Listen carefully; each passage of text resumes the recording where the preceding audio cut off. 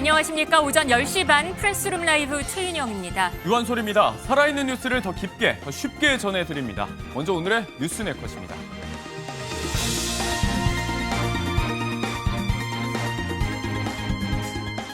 국회에 한 회의장 배추 18포기가 쌓여 있습니다. 국민의힘이 연 국민청문회장인데 배추 농사 투자로 매달 수백만 원의 수익을 얻었다는 김민석 국무총리 후보자를 겨냥한 겁니다. 서울대 역도부 부장이었다죠. 법무부 장관에 지명된 61년생 정성우 후보자의 팔뚝이 새삼 화제입니다. 관심사인 검찰개혁 추진 여부에 대해선 국민 눈높이에 맞게 하겠다는 입장입니다. 김혜경 여사와 조수미 성악가, 남다른 친분이 있다고 하는데요. 어떤 사이일까요? 어제 대통령실에서 열린 문화예술계 수상자 간담회. 두 사람의 관계가 주목받고 있습니다. 그리고 윤석열 전 대통령이 오늘 오전 특검의 2차 소환 요구에 결국 응하지 않았습니다. 취재기자 연결하겠습니다. 장동건 기자, 2차 소환 조사는 결국 불발이 됐는데 특검은 일단 주중 재소환한다는 입장인 거죠? 네, 윤석열 전 대통령은 내란 특검 사무실이 있는 서울 고검에 나타나지 않았습니다. 특검은 윤 전 대통령에게 오늘 오전 9시 출석해 2차 조사를 받으라고 통보했는데 응하지 않은 겁니다. 앞서 특검은 지난달 28일 1차 조사 이후 불과 이틀 뒤인 어제로 2차 소환 일정을 통보했습니다. 윤 전 대통령이 재판 방어권 보장을 이유로 내란 재판일인 7월 3일 이후로 연기를 요청했지만 특검은 하루만 늦춘 오늘로 출석 일자를 변경했습니다. 이에 윤 전 대통령 측은 오는 5일 이후로 일정을 다시 조정해달라고 요청했지만 특검은 이미 충분히 협의를 거쳤다며 받아들이지 않았습니다. 윤 전 대통령이 오늘 출석하지 않으면서 특검은 첫 공식 소환 불응으로 간주하고 즉시 날짜를 다시 지정해 재소환 통보를 하겠다는 계획입니다. 재소환 통보에도 또 응하지 않으면 2차 체포영장 청구를 검토할 것으로 보입니다. 특검은 오늘 언론 브리핑을 열어 추후 소환 계획에 대해 발표할 예정인데 재지정 날짜는 오는 4일이나 5일이 될 전망입니다. 지금까지 보도국 사회부에서 MBN 뉴스 장동건입니다.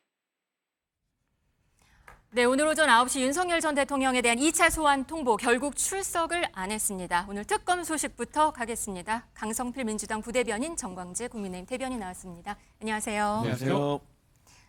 네, 부대변인님. 윤 전 대통령 결국 출석을 안 했습니다. 그리고 지금 특검에서는 다시 이번 주 내로 소환을 한다는 입장인 것 같은데 그래도 안 오면 체포영장을 청구하겠다는 건가요? 말은 형사소송법에 따른 최종 조치를 할 거다. 이렇게 말을 했습니다.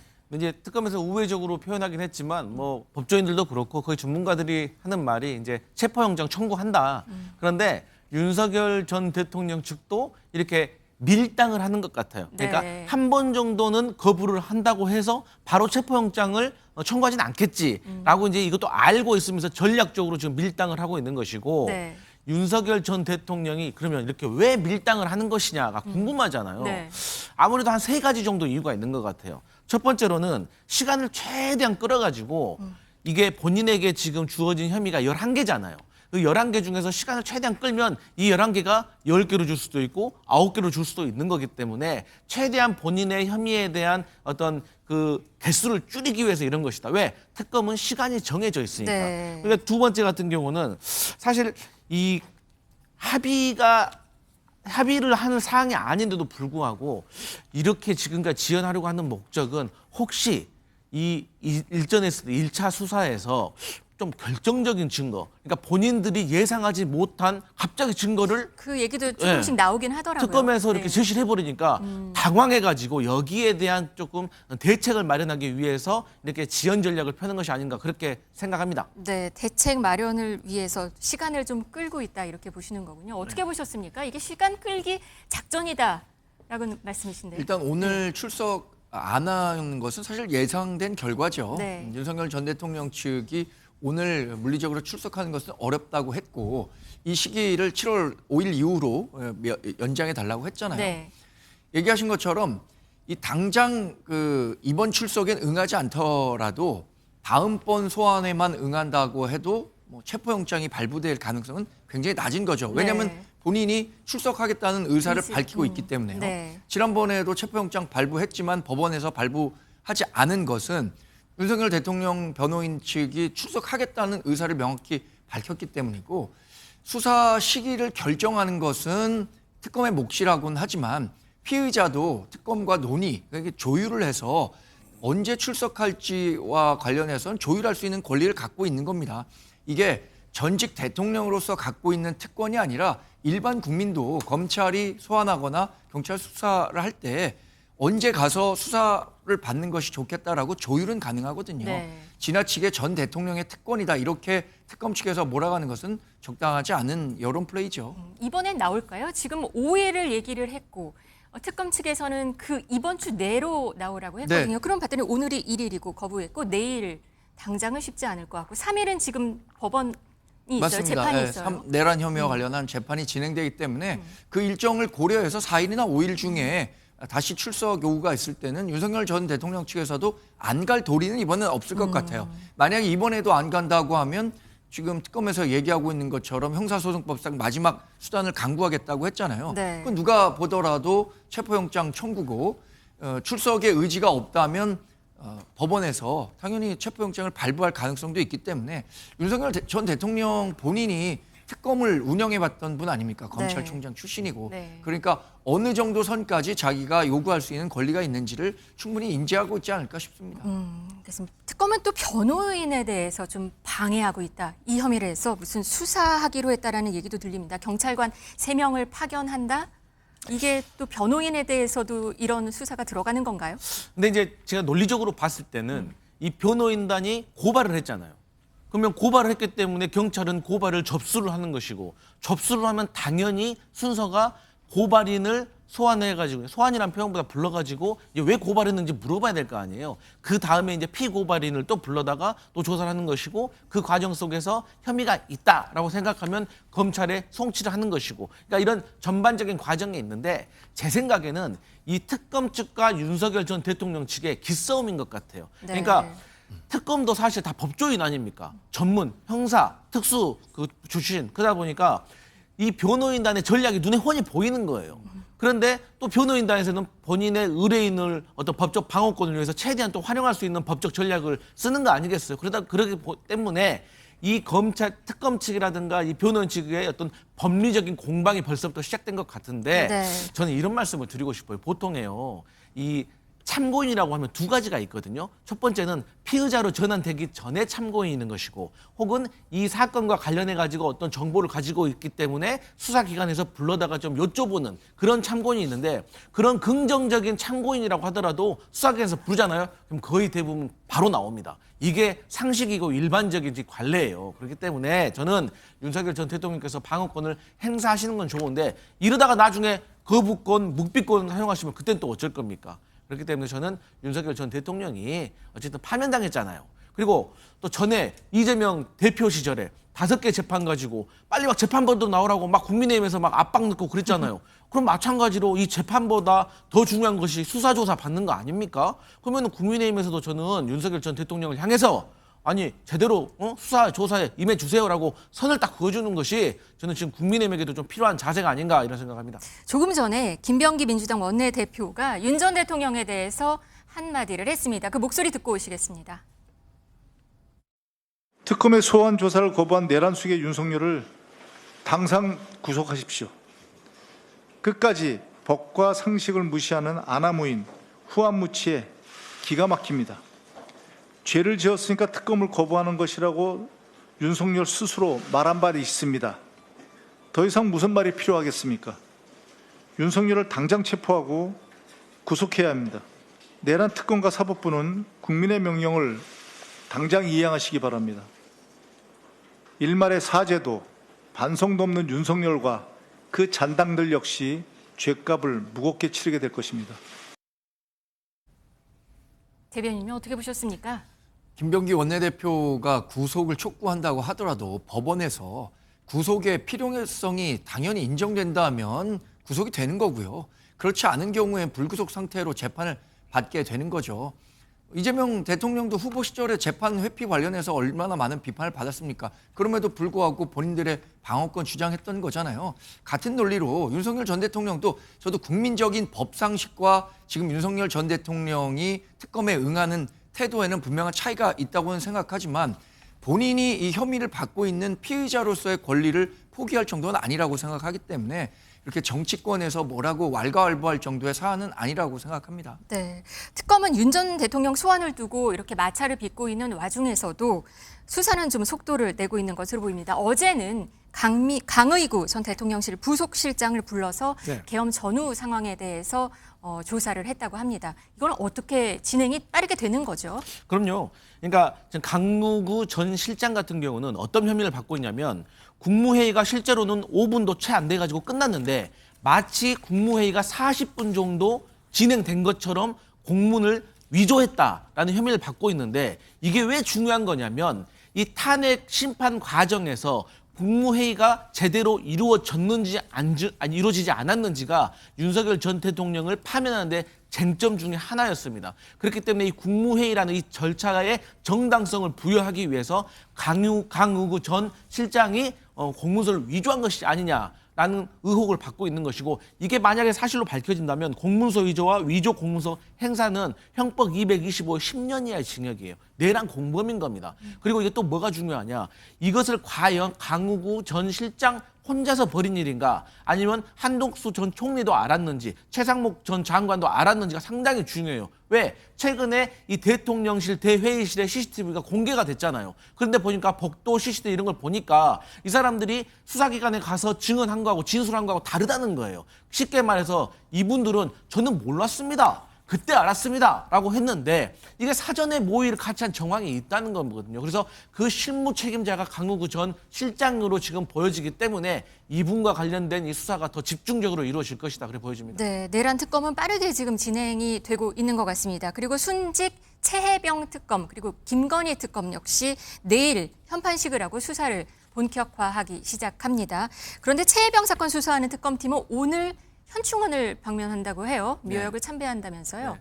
아무래도 이제 최혜병 사건이 진짜 가슴 아픈 일이잖아요. 저 그 부모님 사연을 들어보니까 어렵게 아들 하나 얻었는데 국가의 부름을 받고 국가에 가서 헌신을 하다가 목숨을 잃은 거 아니겠습니까? 부모로서는 정말 이런 말 있잖아요. 이 자식은 부모를 땅에 묻지만 부모는 자식을 가슴에 묻는다고. 그래서 이러한 어떤 마음들을 달래는 차원에서 추모하는 차원에서 이런 순서는 꼭 필요할 것 같고 네. 사실 아쉬운 점이 이 최혜병 그 특검만큼은 저는 윤석열 전 대통령 재임기에 국민의힘과 합의를 봐서 이건 좀 해결했었어야 될 문제라고 생각하고 지금이라도 이제 특검이 시작됐기 때문에 저는 이와 관련된 수사가 빨리 신속하게 이루어져서 자식을 잃은 부모의 마음을 좀 우리가 풀어줘야 된다. 이게 국가의 책임이다. 이런 생각합니다. 네, 김건희 여사 소환도 계속해서 관심입니다.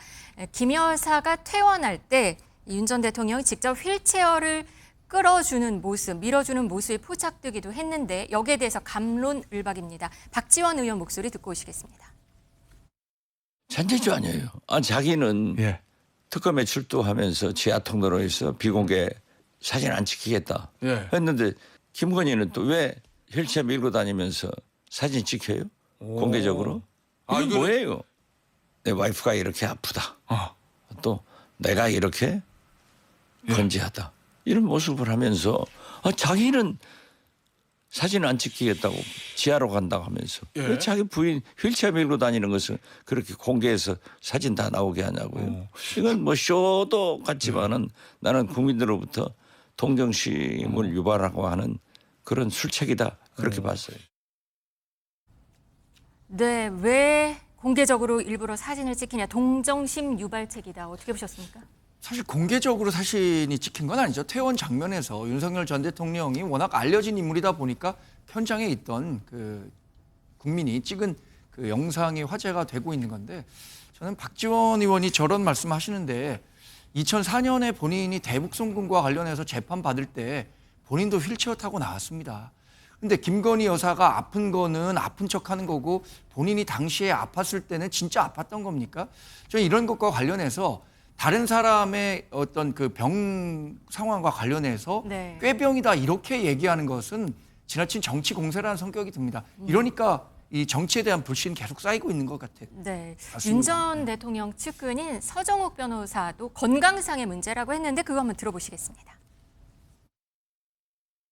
확인해 보니 예. 지금 현재 그 저혈압이 예. 아주 심하고요. 예. 그다음에 그 어지럼증, 현기증, 예. 그리고 그 호흡 곤란 이런데 다른 여러 데 그 몸에 너무 안 좋은 게 많아서 네. 병원에서 이제 그 휠체어 타고 저혈압이다 보면 현기증이 심해요. 예. 그래서 그 휠체어를 탔다. 열차 분명히 들었으면 너무 이게 우리가 매정하게 그래도 그 정도는 뭐 휠체어 탔다 해서 이게 뭐 그런다고 특검이 안 부를 것도 아니잖아요. 예. 수사 안 할 것도 아니고. 예. 그래도 이게 저혈압에 호흡곤란증에 어지럼증 현기증에 잠깐 휠체어 탔다 해서 예. 그렇게 뭐 비난할 거냐.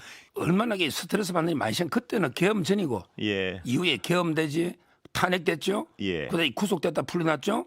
또 이게 특검 왔죠. 그러다 보면 이게 우울증이라는 게 스트레스에 따라서 상황이 나빠질 수 있죠. 네, 비난하는 국민들 매정하다 이렇게 말을 했습니다. 김건희 여사에게 적용된 혐의는 16개나 됩니다. 지금 삼복토건 얘기도 좀 들리기 시작하는 것 같습니다. 근데 이제 제가 커뮤니티에서 재미난 글을 읽었어요. 그냥 농담인데 뭐라고 나오냐. 이 김건희 여사 우울증 심각해진 것은 아산병원의 의료사고다. 왜? 아니 멀쩡하게 걸어서 들어갔는데 나올 때는 휠체어 타면 이것은 병원 잘못 아니냐. 이런 농담이 돌 네. 정도로 많은 국민들이 김건희 여사와 관련해가지고 안 좋게 보고 있어요. 왜? 주변을 돌아보면 우울증으로 입원했다는 사람 찾기가 어렵거든요. 통원 진료를 많이 받는 것이고. 또 거기가 더 중요한 건 아산병원인데 아산병원은 대면 진료 받으려고만 해도 저 같은 사람은 몇 달 기다려야 돼요. 근데 이제 김건희 여사 같은 경우는 입원했다고 하니까 국민적으로 좀 형평성에 대해서 조금 비난이 있는 것 같고 어쨌든 빨리 치료를 좀 잘 받고 쾌유되기를 바라는 마음입니다. 네, 누구나 입원을 할 수는 있죠. 네.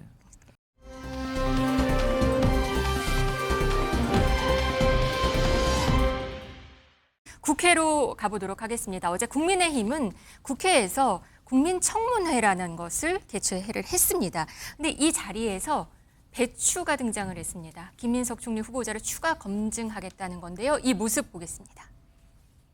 마지막으로 번외로 전 이 부분도 꼭 우리가 김민석 후보자를 무적격 판정하고 배추가 이렇게 놓여져 있네요. 사실 저 배추가 뭐 죄도 없는데 농민의 한 사람으로서 배추한테 상당히 미안하고 배추 농사에 투자하는 분을 지금까지 살면서 혹시 만나보거나 들은 사례가 있습니까? 그렇게 뭐 투자를 해갖고 돈을 다달이 얼마를 받고 하는 거는 사실 있을 수가 없는 이야기를 하기 때문에 국민의힘이 농민과 배추도 동원했습니다. 사실 자신의 유학 비용 450만 원을 배추 투자를 통해서 받은 수익금이라고 했을 때 그 상황과 관련해서 조금이라도 지식이 있는 사람들은 다 실소를 금하지 못했습니다. 강성필 의원님 우스갯소리 얘기하셨으니까 지금 인터넷 커뮤니티에는 왜 워런 버핏은 한국에 배추 투자 안 하느냐 이런 얘기들이 오고 가고 있어요. 연수익률 27%의 배추 투자라면 저희도 어렸을 때 배추 농사 졌는데 벌써 강남에 빌딩 몇 개는 지었을 겁니다. 지금 김민석 국무총리 후보자의 돈 거래와 관련해서 수상한 돈 거래 이런 것에 대해서 본인은 해명한다고 하는데 해명할수록 국민적 눈높이에 그것이 맞는 해명이냐 설득력이 있느냐 이것은 완전히 다른 개념이라고 보거든요.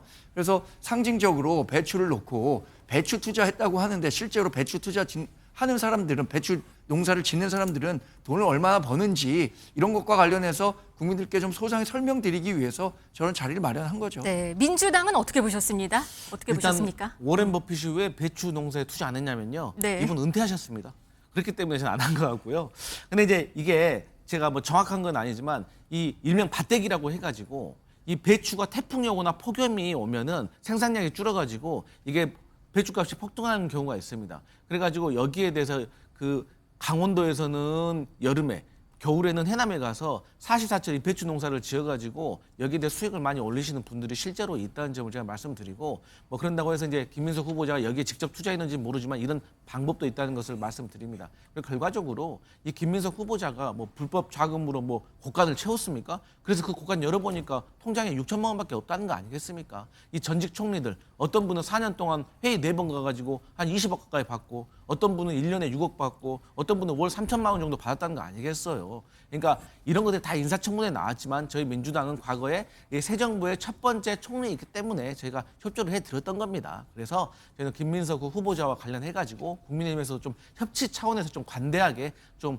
관용을 베풀어줬으면 좋겠다 이런 말씀 드립니다. 그럼 전 정말 묻고 싶습니다. 2억 내서 450만 원 받아줄 수 있으니까 배추 투자하겠 투자라고 하시면 강성필 의원님 갖고 있는 돈으로 배추 투자 하시겠습니까? 저거 믿을 수 있는 투자라고 생각해서 하시겠어요? 일단 저는 이역이 없고요. 그다음에 이제 뭐 제가 말씀드렸다시피 이것이 막 공인된 건 아니지만 그렇게 수익을 올리는 분도 있더라라는 걸 설명드린 겁니다. 김민석 후보자 지명과 관련해서는 참 여러 얘기들이 나오는 것 같습니다. 나경원 의원은 김 후보자 지명 철회를 요청하면서 지금 국회에서 철야 농성 중입니다. 웰빙 김밥, 선풍기, 바캉스 논란도 있었는데요. 어제 이 자리에는 김 후보자가 찾아갔습니다. 보시겠습니다. 간식하시는 건 아니지? 간식하지 마. 다시게도 안 내려올 거잖아. 그래, 확실히.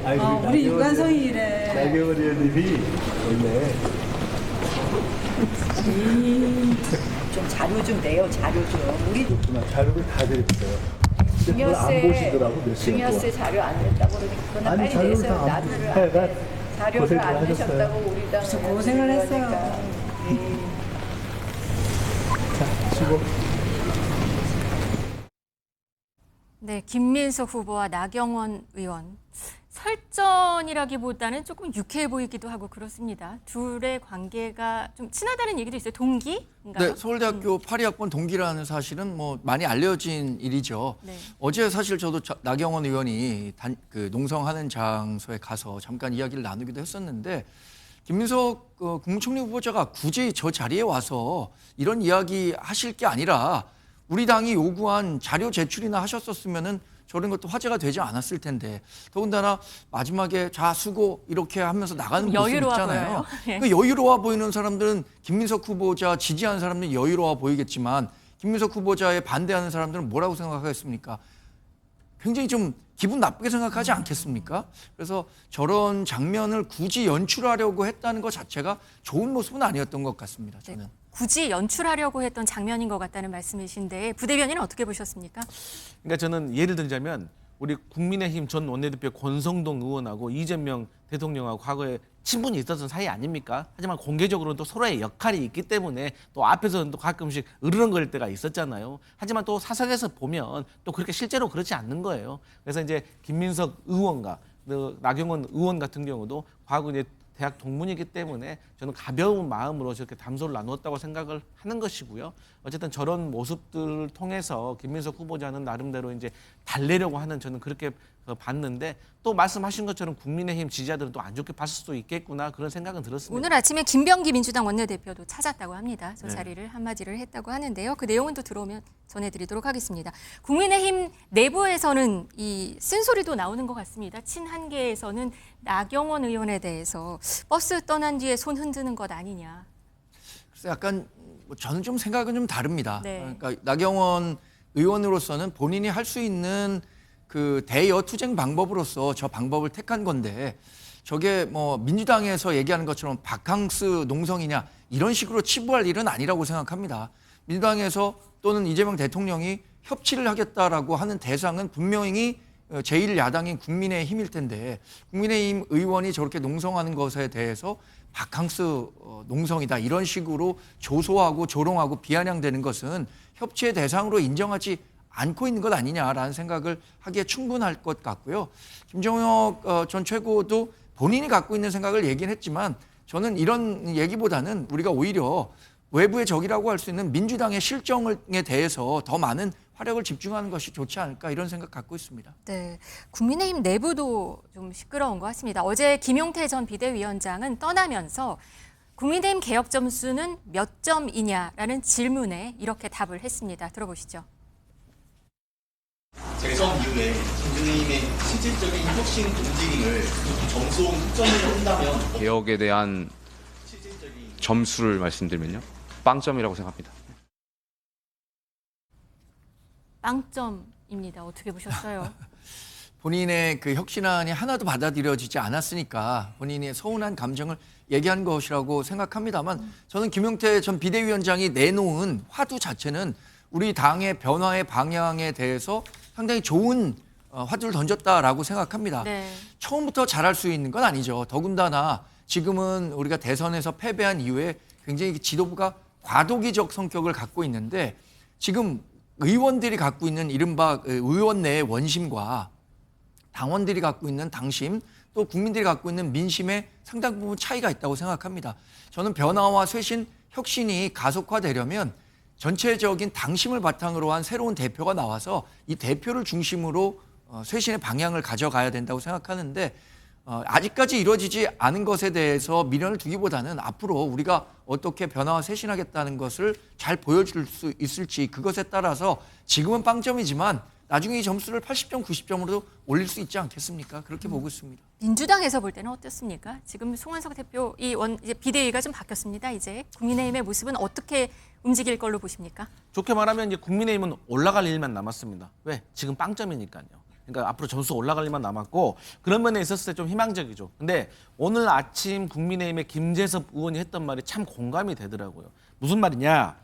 혁신을 말하는 사람들은 많지만 혁신을 바라는 사람이 없는 것 같다. 이런 뉘앙스로 얘기를 했는데 정말 맞더라고요. 그러니까 혁신해야 된다, 우리 편해야 된다라고 말만 하고 진정으로 이걸 바래서 이걸 실행에 옮기려고 하는 분들이 조금 부족한 것 같다. 그래서 우리 정광재 대변인께서 말씀하셨던 것처럼 민주적 절차에 의해서 선출된 대표가 차후에 쇄신을 이끌어가는 것이 맞다. 지금은 빨리 공정한 전당대회를 준비하는 것이 맞다. 저는 그렇게 생각합니다.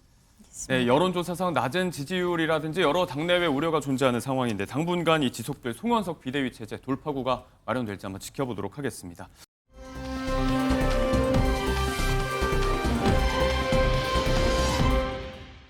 다시 이재명 정부의 내각 인선 얘기로 좀 돌아와 보자면요.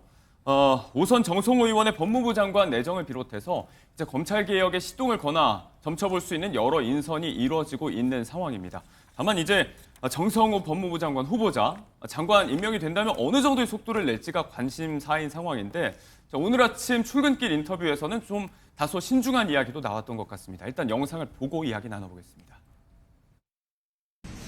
정말 나라가 굉장히 어려운 상황인데 무거운 과제를 맡아갖고 무거운 책임감 느끼고 있습니다. 국민들에게 그동안 불안감을 주었던 우리 검찰 체계에 변화를 바라고는 그런 기대가 많이 있는 것 같습니다. 그런 면에서 차분하게 국민들의 눈높이에 맞춘 그런 검찰 개혁이라든가 또 사법 체계의 변화 이런 것을 고민해야 될 입장이 있기 때문에 굉장히 신중하게 또 차분하게 고민하고 준비하겠습니다. 검찰 조직의 해체라든가 이런 표현은 적절하지 않은 것 같고요. 국민의 눈높이에 맞는 개혁이 이루어져야 되지 않겠나라는 생각을 하고 있습니다. 국민의 눈높이에 맞춰서 여야의 합의에 기반해서 다소 신중한 표현입니다. 전날에는 이제 검찰청이라는 이름을 유지하기 어려울 것이다. 다소 강도 높은 검찰개혁이 시작되는 거 아닌가 점쳐지는 발언도 있었는데 오늘은 또 그런 표현은 부적절하다 이렇게도 이야기를 했어요. 제가 이제 정성호 후보자, 지명자에 대해서 사실 오래전부터 알았기 때문에 드린 말씀인데 이분이 정말 무게감이 있고 신중하신 분입니다. 그러니까 이분이 과거 5선 국회의원을 하면서 그야말로 비주류 중에서 비주류를 해왔어요. 그게 무슨 뜻이냐? 오히려 강단이 있다는 거예요. 본인이 강단이 있기 때문에 지도부가 잘못된 길로 가면 쓴소리를 마다하지 않으셨던 분입니다. 그렇기 때문에 비주류 중에서도 또 비주류를 했던 분인 거예요. 만약 이분이 그런 성격이 아니었다면은 이미 그 당에서 주요 요직을 다 한 번씩 하셨을 분입니다. 그런 차원에서 저는 정성호 후보자가 이 검찰 개혁을 잘 이뤄낼 것이라고 생각하고 이분의 또 장점이 뭐냐? 이재명 대통령에게도 레드팀 역할을 충분히 해주실 수 있는 분이다라고 생각을 하기 때문에 저는 이 합리적이고 온건한 정성호 후보자의 앞으로의 검찰 개혁이 기대된다 이런 말씀 드리겠습니다. 다만 이제 기소 수사권 분리에 관해서는 국민적 공감대가 있는 것으로 판단한다라는 발언이 있어서 일단 이루어지긴 할 것 같은데 방향을 그렇게 맞추더라도 속도 조절을 어느 정도로 하는지가 관심사가 될 수 있을 것 같습니다. 또 정 후보자를 둘러싸고 어제 온라인에서 화제가 된 이야기 한 장의 사진이 하나 있는데 1961년생 만 63세의 나이로 알려져 있는데 그 팔뚝이 굉장히 우람하다. 본인이 직접 밝히길 이제 서울대법대 출신으로는 유일한 역도부 부장이다. 그렇게 이야기를 하기도 했습니다. 이래서 운동권 출신인가 이런 우스갯소리도 나오는 것 같아요. 정광재 대변인. 네, 일단 그 검찰 개혁과 관련해서 저는 눈여겨서 들은 대목은 이겁니다. 입법 사항이기 때문에 야당의 의견도 잘 반영해서 추진해 보도록 하겠다. 이 부분에 집중하고 있는데 정말 말씀하신 것처럼 지금 검찰 개혁과 관련해서 민주당이 추진하고자 하는 방향은 알겠습니다만 그 과거에 검경 수사권 조정 때 그것에 대한 잘못된 피해는 국민이 오롯이 졌다는 점을 고려한다면 네. 야당과 수기를 통해서 충분히 입법 과정에서 논의가 돼야 된다고 생각하고요. 네.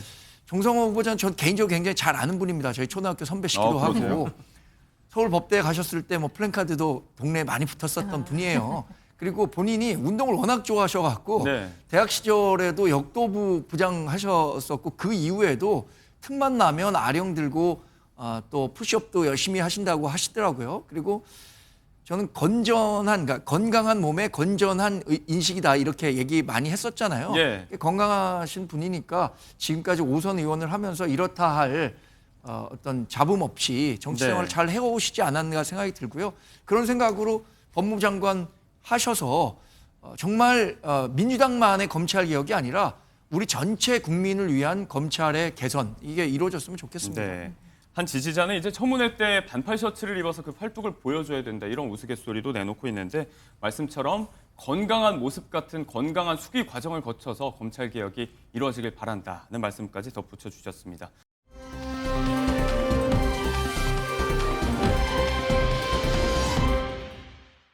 자, 이렇게 문화체육부, 국토부 두 곳을 제외한 모든 부처의 장관 일단 지명까지는 이루어졌습니다.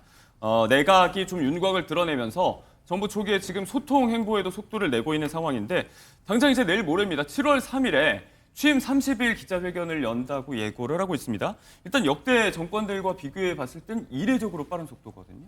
근데 뭐 이 정부 자체가 이례적으로 출범을 했기 때문에 네. 그럴 수밖에 없는 것 같습니다. 그러니까 뭐 윤석열 정부하고 좀 비교를 해보자면 바로 전 정부니까 이 3년 동안 3번 정도 하셨어요. 첫 번째가 100일 취임 기자, 그다음에 시간 홀쩍 지나가지고 2년 취임 기자, 그리고 3년째는 이제 김건희 여사와 관련된 어떤 내용에 대해서 국민 담화문 형식으로 하셨는데 예. 이재명 대통령께서는 다른 건 몰라도 정말 정기적으로 좀 많이 하셨으면 좋겠고 국민과의 소통 아주 중요하다. 그래서 이번에 타운홀 미팅이라고 하죠. 예. 이 형식도 상당히 중요합니다. 뭐 물론 기본적인 어떤 격식은 갖추겠지만 눈높이를 맞추는 데 있어서 타운홀 미팅에 의미가 있는 것이거든요. 네. 그리고 과거 이제 해외 사례를 보더라도 사회적인 큰 문제나 갈등이 있었을 때 이렇게 타운홀 미팅 그 형식으로 미팅을 했었는데 저는 이재명 대통령께서 이렇게 전국을 돌면서 네. 정말 국민들이 원하는 목소리에 대해서 잘 귀담아 들으시고 이걸 국정에 반영해 주셨으면 좋겠다 이런 생각합니다. 말씀대로 이제 시점과 더불어서 주목받고 있는 게 그 형식. 지난 25일에 호남 지역 찾았을 때 지자체장들과 주민들과 함께 대화했을 때 차용했던 방식이죠. 이 타운홀 미팅 방식으로 좀 수평적인 구도 속의 국정 전반에 대한 이야기를 나누겠다는 건데 어떤 이야기가 담길지가 좀 궁금해지고요. 취임 초기에 이렇게 광폭의 소통 행보에 공을 들이는 모습 대변인 어떻게 보십니까? 국민과 소통하겠다는데 그거 뭐 억지로 비판할 말릴 일은 사람 아니라고 생각합니다. 그리고 역대 어느 대통령보다 사실 이재명 대통령이 좀 탈권위적인 모습은 있는 것 같습니다. 예. 본인이 갖고 있는 개인적인 캐릭터도 굉장히 유쾌하신 분 같고. 그래서 이번에 그 30일 만에 기자회견을 하신다고 하는데 사실 30일 동안에 국정을 돌아볼 만한 내용은 없을 거예요. 앞으로 국정을 어떻게 운영하겠다라는 방향에 네. 대해서 집중적으로 좀 설명을 하지 않을까 싶은데 최근에 이재명 대통령의 행보 보면 모든 행보에 좀 자신감이 넘칩니다. 그 자신감의 바탕에는 아마도 국회가 이제 국정에 대해서 굉장히 지원을 많이 해줘야 하는데 네. 국회 권력을 지금 민주당이 다 쥐고 있으니까 본인의 정치적 동력을 충분히 살릴 수 있다라는 자신감 때문일 것 같은데 예나 지금이나 잘 나갈 때 조심하라는 말이 있으니까 그런 부분은 좀 명심하셔야겠죠. 네. 내일 모레입니다. 저희 시간대에도 함께할 예정이니까 많은 시청을 좀 부탁드리겠습니다. 어떤 이야기가 담길지가 관심사라는 말씀을 드렸는데 어제는 이제 문화예술의 힘을 어떻게 좀 키워나갈지 논의하는 자리도 만들어졌습니다. 문화예술계 각 분야의 수상자들을 불러서 이른바 간담회를 가졌는데 참석자의 면면을 보면 이제 성악가 조수미 씨부터 해서 흑삭소가수다의 김원석 감독, 토니상 육관왕에 빛나는 어쩌면 해피엔딩의 박천유 작가, 이런 문화계 인사들이 총출동했습니다. 일단 어제 있었던 그 자리에 짧은 영상을 좀 저희가 보고 돌아와서 이야기 나눠보겠습니다. 제가 이거 복사 소가수다를 이제 그때 제가 잠깐 대표로 그만두고 잠깐 쉬는 시간이었는데 하도 유명하다 그래서 제가 한번 봤어요. 눈물이 너무 많이 나가지고. 제가 그 복사 소가수다를 이제 주말에 한번 몰아보기를 했는데 제가 정말 놀라운 점들을 발견했어요. 복사 소가수다를 보면서 야 이거를 하나의 산업으로 키워서 대한민국이 전 세계에 이렇게 딱 드러날 수 있는 결정적인 계기가 될 수도 있겠다 이 생각이 그때 들었습니다. 요새는 그 생각하면은 뿌듯하기도 한데 그래서 지금 문화부 장관을 못 뽑고 있어요. 너무 복잡하게 막 고민하다 보니까. 장관 인선이 좀 고민이다 이런 이야기도 나왔고 문화예술계 수상자들을 초청한 자리였습니다. 앞서 말씀드렸듯이 뭐 이제 토니상 수상에 빛나는 뮤지컬 어쩌면 해피엔딩의 박천유 작가를 포함해서 각 분야의 수상자들이 총출동했는데 유일하게 이제 수상자 자격이 아니었던 게 드라마 폭삭 소가수다의 김원석 감독이었어요. 일단 대통령이 드라마 보고 많이 울었던 것 같습니다. 후보자 시절에도 이런 이야기가 있었는데 부대변인께서는 드라마 다 보셨습니까? 아, 저 다 봤습니다. 보셨어요? 제가 비판을 엄청 많이 받았습니다. 아, 그래요? 어떤 질문을 받았냐면 언제 울었어요? 그러니까 몇 회부터 울었어요라고 하는 거예요. 네. 그래서 제가 솔직히 저 8회부터 울었습니다라고 하니까 감수성이 메말랐다. 이건 3회부터 울었어야 되는 작품이다라고 말씀을 하시더라고요. 저는 1회부터 울었습니다. 아, 죄송합니다. 그래서 정말로 사람을 요즘 울릴 수 있다는 드라마가 있다는 건 사실 드문 일이거든요. 예. 그리고 확실히 감독분이 되게 감수성 예민하신 것 같아요. 대통령 너의 분의 눈물이 저에겐 상인 것 같다. 예. 이 말 한마디도 너무나도 감동적인 것 같고 그래서 이런 작품들이 많이 만들어져 가지고 우리 국민들이 좀 이런 거 보면서 위로받았으면 좋겠습니다. 네. 뭐 하실 말씀이 있으신가요? 지금 아니, 드라마 저는 이야기 하시니까 정치적 격변기에 그 드라마를 볼 시간이 없어서 드라마를 못 봤는데 네. 많은 분들이 이런 격변의 맞습니다. 시기에도 보기는 보는군요. 저는 못 봤습니다. 네, 시청한 분들이 많고 워낙 많이 사랑받았던 작품이기 때문에 유일하게 또 수상자가 아님에도 불구하고 이 자리에 또 함께했던 김원석 감독의 이야기였고요. 후보자 시절부터 또 취임 선서 때도 이야기했던 김구 선생이 꿈꾸는 문화 강국, 이제 그 초입에 있는 것 같다라는 대통령의 발언이 있었습니다.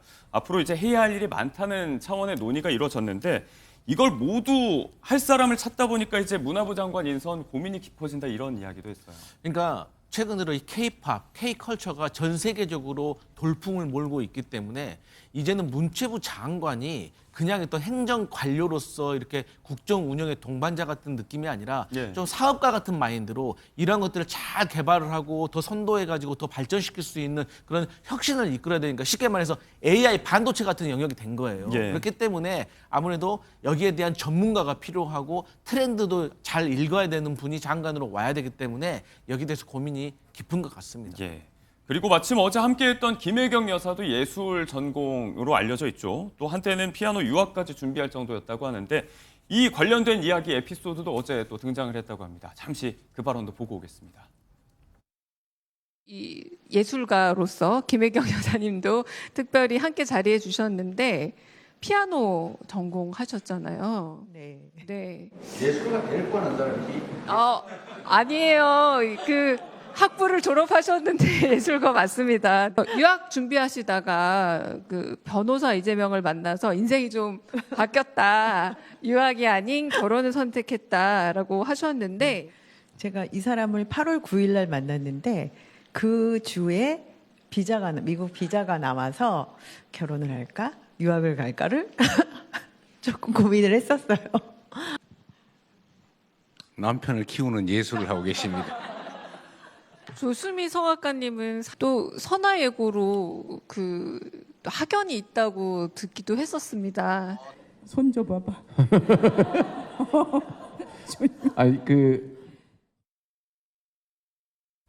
네, 이렇게 질문들이 오갈 때 김혜경 여사와 조수미 성악가가 두 손을 꼭 맞잡는 모습도 볼 수가 있었는데 조금 전에 이제 강유정 대변인이 직접 얘기를 했지만 두 사람이 또 같은 예고 동문 출신이라면서요? 네, 김 여사께서 피아노를 전공한 사실 다 알고 계실 겁니다. 그리고 또 원래 유학을 준비했었는데 이재명 대통령을 만나서 유학 대신에 결혼을 했고 어쩌면 이제 지금의 대통령 이재명을 만들었다고 봐야겠죠.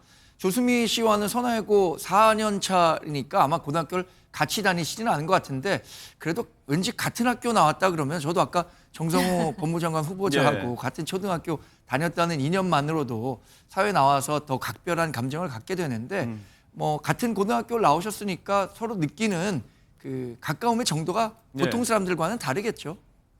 여러 화제를 만들었던 어제의 자리도 잠깐 저희가 들여다봤습니다. 국정 초반에 밝혔듯이 이제 비전 중에 하나가 소프트 파워 육성인데 그 청사진을 잘 만들어갈 문체부 장관 인선이 있을지도 저희가 한번 지켜보도록 하겠습니다. 두 분과의 이야기는 정리해 보겠습니다. 고맙습니다. 고맙습니다.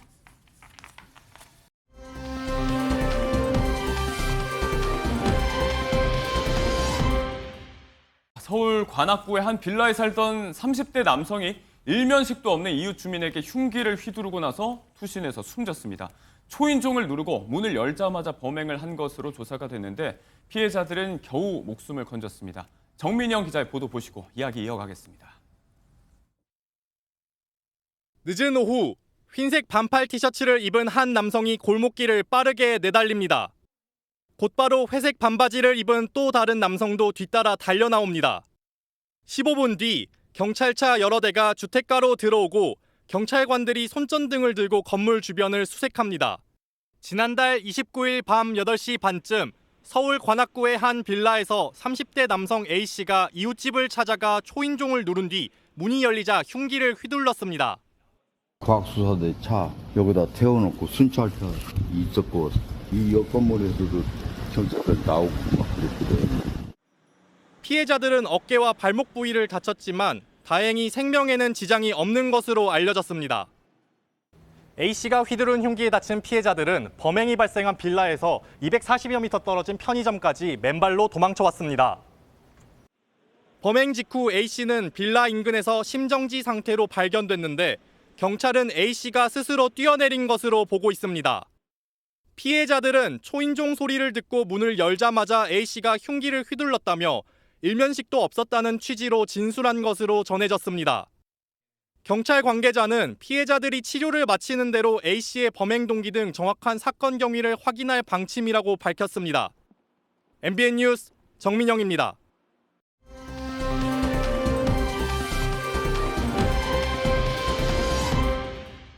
어제 이미 많은 언론을 통해서 보도가 나갔던 사건이었습니다. 이 사건이 벌어진 이 해당 빌라가 지하철 2호선 신림역 4번 출구로부터 불과 도보 10분 정도 떨어진 거리였다고 알려져 있습니다. 인적이 드문 곳도 아니었고 누가 이렇게 초인종을 눌러서 나가보니까 일면식도 없는 사람이 갑자기 흉기를 휘둘렀다. 이런 사건이었어요? 그렇습니다. 지금 초인종을 누르게 되면 반사적으로 당연히 누군지 확인을 하면서 문을 열게 된 건데요. 네. 문이 열리자마자 흉기로 이렇게 가격을 하는 사건이 발생을 한 겁니다. 예. 피해자 20대 남성은 왼쪽 어깨에 부상을 입었고요. 30대 남성은 도망치다 발목을 다친 상황인데 다행스러운 점은 생명에는 지장이 없는 상황이라고 합니다. 피해자들은 그렇고요. 그렇죠. 피해자들은 그런 상황이죠. 피해자들이 인근에 있는 편의점까지 도망치면서 이제 신고를 요청해서 경찰이 출동하게 되었고 지금 이 범인 용의자는 인근 옥상에서 투신해서 사망한 채로 지금 확인이 되고 있습니다.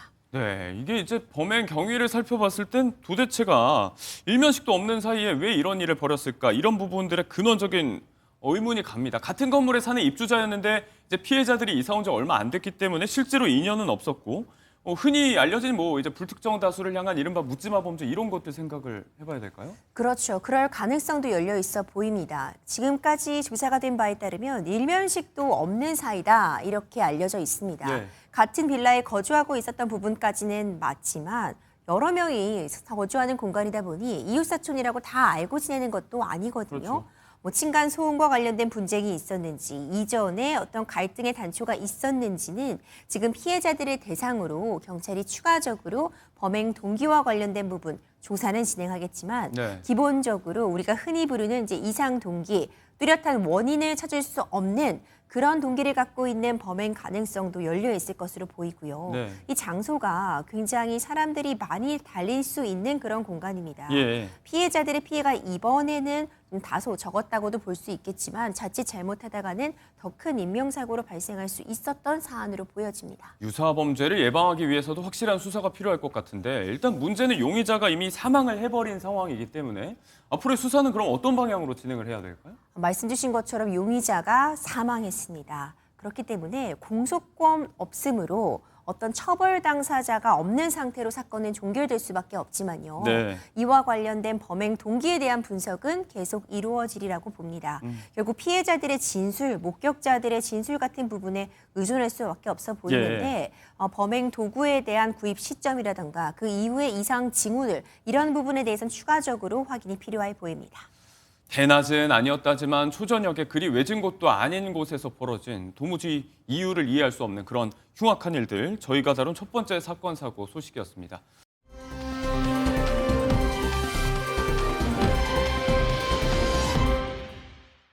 이어서요. 연예계 팬 문화를 둘러싸고 있는 고질병에 대한 이야기 하나 해보도록 하겠습니다. 팬들의 어긋난 사랑으로 힘들어하고 있는 스타들 얘기인데 일단 먼저 얘기해볼 건 얼마 전에 군 생활을 마치고 팬들 곁으로 돌아온 BTS의 정국 씨 얘기입니다. 전역하던 그날의 스토킹 범죄의 대상이 됐다고 합니다. 걱정이 좀 이어지고 있는데 이거 어떤 이야기였을까요? 그렇습니다. BTS 멤버들이 군 생활을 마치고 지금 다시 사회로 돌아왔습니다. 이와 관련해서 정국 씨가 군대에서 전역한 날 바로 그날 있었던 일인데요. 한 30대 중국인 여성이 이 정국 씨의 집 앞에 찾아가서 초인종을 반복적으로 계속해서 누른 겁니다. 신고가 들어가고 이제 그제서야 범행을 멈추고 CCTV 같은 부분을 통해서 이제 용의자를 특정하는 그런 작업들을 거쳤는데 스토킹으로밖에 볼 수 없습니다. 이와 관련해서 이 소속사에서 굉장히 단호한 대응을 예고한 상황이었습니다. 이 BTS 멤버들을 향한 어떤 스토킹 위협이 계속 거세지고 있다는 점을 강조하면서 엄정하게 대응할 것이다. 원칙대로 대응하겠다는 입장을 거듭 밝히기도 했습니다. 소속사의 강경 대응 예고가 있었는데 이렇게 더 민감하게 대응할 수밖에 없는 이유가요. 같은 그룹이죠. 앞서 BTS 진 씨를 대상으로도 다소 불미스러운 일이 있었습니다. 이미 작년에 진 씨는 이제 전역을 했는데 제대를 했는데 그 기념 팬미팅에서 또 불미스러운 일이 하나 있었죠. 네, 그렇습니다. 작년 6월 가수 BTS 진이 군 전역을 하면서 기념 팬미팅을 가졌는데요. 1,000명이 넘는 팬들과 함께 팬미팅을 가진 자리에서 프리허그 행사를 했습니다. 근데 이 자리에서 그냥 한 명 한 명 고마움을 표하기 위한 행사였는데 여기서 기습 스킨십을 시도를 한 건데요. 볼뽀뽀를 한다든지 목덜미에 뽀뽀를 시도한다든지 두 명의 팬들이 이 같은 행동을 벌였고요. 물론 옆에 진행 요원과 경호 인력이 있긴 했지만 너무나도 순식간에 벌어진 일이라서 제지할 수 없었다고 합니다. 그리고 이 기습 스킨십을 시도했던 팬 중 한 명이 블로그에 후기 글을 올리면서 일부 다른 팬들이 분노하며 성추행 논란으로 이 고발을 한 사건이기도 합니다. 반성이 아니라 이제 좀 좋았다 그런 식의 지금 반응이 있었던 거죠. 네네. 네, 그런 부분들 때문에 어떻게 보면 공분을 좀 사기도 했고 팬미팅 이후에 공익 고발을 당하기도 했는데 앞서 살펴봤던 정국 씨의 사례에는 지금 무단 침입을 시도한 것으로 알려진 현행범이 중국인 여성인 것으로 알려져 있고 이런 경우에 이제 범죄를 저지른 경우가 외국인 팬인 경우가 종종 있거든요. 이런 경우에는 이제 수사가 진행되고 나서 그 이후에 처벌은 어떻게 되는 겁니까? 사실 외국인 팬들이 많은 건 우리나라 K컬처가 그만큼 인기를 끌고 있다는 그런 증거가 되지만 그런 경우에도 외국인이어도 당연히 스토킹 범죄는 처벌 대상이 됩니다. 다만 수사 과정도 굉장히 오래 걸리고요. 신병을 확보하기가 쉽지 않은 것은 현실입니다. 앞서 살펴보았던 정국 씨의 전역 그날 집에 침입을 시도했던 여성 같은 경우에는요. 지금 자진 출국을 했습니다. 자진 입국. 그러니까 다시 한국으로 돌아왔기 때문에 신병이 확보가 가능해서 앞으로 조사가 진행될 예정이고요. 또 살펴보았던 BTS 진 씨에게 기습 스킨십을 시도한 이 여성 같은 경우에는 현재 지금 행방을 좀 쫓고 있거든요. 외국인 같은 경우에는 일단 신원을 특정하는데도 시간이 걸릴 수밖에 없고요. 출국해버리고 나면은 신병을 확보하기까지 해당 국가와 또 공조 작업도 필요하기 때문에 시일이 걸려서 일단은 좀 시간이 걸릴 수밖에 없다. 하지만 외국인 역시도 한국인을 대상으로 한 범행이라는 점, 이 범행 장소가 한국이라는 점 이런 부분들을 감안하면 처벌 대상이 됨은 분명해 보입니다. 이 진 씨의 경우는 이제 거의 1년 정도 된 일인데 상당히 시끄러운 사건이었는데 여전히 그 행방을 알 수가 없다. 알겠습니다. 이 어긋난 팬심으로부터 고통받고 있는 스타들의 얘기들 사실 뭐 연예계에서는 하루 이틀 된 얘기는 아니었습니다. 먼저 꽃미남 가수로 알려진 김원준 씨도 활동 당시에 굉장히 곤혹스러운 일들에 휘말리기도 했었는데 당시 해프닝들 좀 저희가 좀 상기를 한번 시켜볼까요? 네, 가수 김원준 씨 또한 한창 활동하던 시기에 집까지 찾아온 팬들을 깜짝 놀란 적이 있다고 일화를 전한 적이 있는데요. 가수 김원준 씨가 정말 당시 인기가 많았습니다. 뭐 벽 담장에 낙서도 많고 매번 가족들이 지우기 바빴다고 할 정도였는데요. 한 번은 집에 돌아와서 옷을 갈아입으려고 다 옷을 벗고 있는데 옷장 문을 열었더니 여고생 5명이 우르르 쏟아져 나왔었다고 합니다. 당시 정말 황당했었다고 이야기를 전했는데 알고 보니 김원준 씨 아버지가 술을 드시고 나서 추운 겨울에 밖에 이제 팬들이 기다리고 있는 모습이 불쌍해서 집으로 들어와라라고 해놓고 깜빡 잊으셨던 거였습니다. 뭐 팬들과 마주했던 당시 상황을 지금에서야 웃으면서 전하긴 하지만 당시엔 정말 놀라고 황당했을 것 같습니다. 이런 전말을 알면 또 이제 해프닝으로 저희가 볼 수도 있는 부분들이긴 한데 연예인들을 대상으로 한 이런 스토킹 범죄는 그만큼 더 큰 주목을 받지만 이런 피해가 사실 뭐 직업을 가리고 발생하는 건 아닙니다.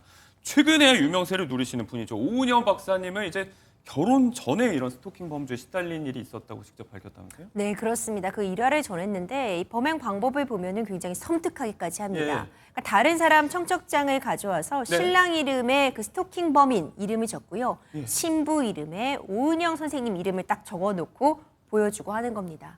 뿐만 아니라 시도 때도 없이 근무하고 있는 을국으로 찾아오고 네. 오은영 박사님의 책이나 소지품 같은 걸 몰래 가져가기도 했답니다.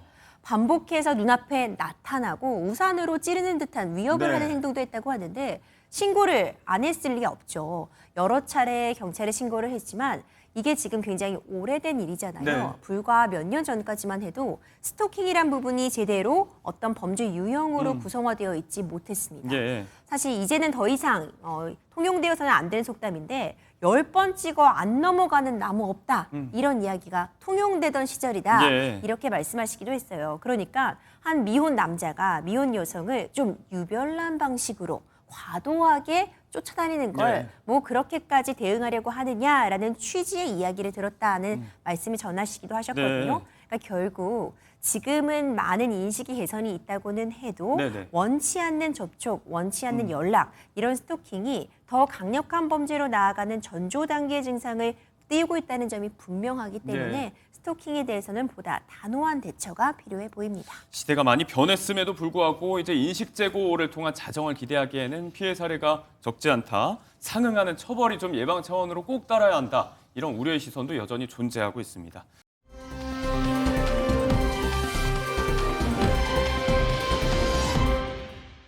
골프 왕제 타이거 우즈가 열애 중이라고 합니다. 그런데 그 상대가요. 바네사 트럼프. 그러니까 이제 트럼프 대통령의 전 며느리인 사람으로 알려져 있습니다. 이제 결혼을 염두에 두고 진지하게 만나고 있다고 하는데 아주 푹 빠졌다고 알려져 있어요? 네, 그렇습니다. 두 사람은 지난해 추수감사절 직전부터 만나기 시작해서 이번 3월 달에 공식적으로 교제 중임을 밝혔는데요. 네. 최근 보도에 따르면 이게 단기간의 열애가 아니라 장기적인 인연으로 보고 만나고 있다라고 밝혔습니다. 이번 여름에 뭐 바네사와 바네사 친구들을 위해서 지중해 크루즈 여행도 준비 중이라고 하고요. 뭐 초호화 요트도 대여 준비 중이라고 합니다. 우즈는 2004년에 결혼을 해서 두 명의 자녀가 있고 그리고 2010년에 이혼을 했습니다. 바네사 또한 2005년에 결혼을 해서 트럼프 맏아들과 결혼을 했고요. 5명의 자녀가 있은 후에 2018년에 이혼을 했습니다. 둘 다 이혼 경력이 있는 상태고요. 지금은 결혼 목적으로 진지한 만남을 하고 있는 것으로 보입니다. 트럼프 대통령의 장남인 트럼프 주니어의 전 부인으로 알려져 있는 건데 이게 뭐랄까요? 우리 정서에서 보기에는 다소 좀 낯설게 느껴질 수밖에 없는 게 트럼프 대통령과 우즈의 친분이 굉장히 유명하지 않습니까? 이제 그냥 쉽게 얘기하면 절친한 친구의 전 며느리와 지금 결혼 전제로 사귀고 있다는 얘기 아니겠습니까? 그렇죠. 역시 아메리칸 스케일은 다르다. 아메리칸 스타일이다. 이런 얘기가 나올 수밖에 없는 지점이요. 트럼프 대통령과 타이거 우즈 선수가 각별합니다. 둘 사이에는 이 골프라는 매개체가 있습니다. 워낙에 또 골프 좋아한다고 알려져 있습니다. 그렇죠. 동반 라운딩을 사실 굉장히 여러 차례 즐기고요. 각별한 사이로 알려져 있는데 그러니까 트럼프 대통령 입장에서는 본인의 전 며느리와 자신의 지인이 이제 진지한 만남을 가지게 된 겁니다. 트럼프 대통령이 이에 대한 입장을 밝히기도 했습니다. 백악관 기자들과 만나는 자리에서 이미 타이거 우즈가 몇 개월 전에 나에게 전화를 해서 이런 이야기를 알려왔다고 말하면서 두 사람 다 너무 좋은 사람이고 착실하게 살아온 굉장한 사람들이니까 이 둘이 행복하게 납둡시다. 이렇게 전했다고 해요. 그러니까 이런 교제 사실을 이미 알고 있었고 적극적으로 지지하는 그런 모습을 보여주고 있는 상황입니다. 공개적으로 두 사람의 열애에 응원을 보냈다는 얘기가 또 바다 건너에서 전해져 왔습니다. 이 결혼이 만약에 성사된다면 두 사람에게는 모두 재혼입니다. 조금 전에 박진아 아나운서가 이야기한 대로 두 사람 모두 슬하의 자녀들을 두고 있는데 그 자녀들에게도 관심이 집중되고 있습니다. 일단 우즈의 장남인 찰리의 골프 실력이 또 화제잖아요. 이 찰리에 대한 사랑이요. 우즈가 남다릅니다. 근데 그럴 수밖에 없는 게 자신을 쏙 빼닮은 아들이다 이렇게 볼 수 있을 것 같아요. 예. 찰리가 요즘 타이거 우즈를 능가하게 골프를 잘 치고 있어요. 그렇다면서요. 최근 타이거 우즈가 직접 이 찰리를 응원하러 이 경기장에 나오기도 했는데 그만큼 각별한 사랑을 보이고 있습니다. 네. 지금 타이거 우즈가 사실 재활 치료 중입니다. 연습 스윙을 하다가 아킬레스건을 다쳐서 지금 재활 치료 중임에도 불구하고 다리에 보호대를 착용하고 찰리의 경기를 응원하는 모습이 또 화제가 되기도 했습니다. 네. 또 한편으로 바네사의 딸 카이 트럼프도 골프 선수로 활동 중인 것으로 유명한데 자, 이 결혼이 만약에 성사가 된다면 또 하나의 골프 명가가 탄생하는 건 아닌지 모르겠습니다.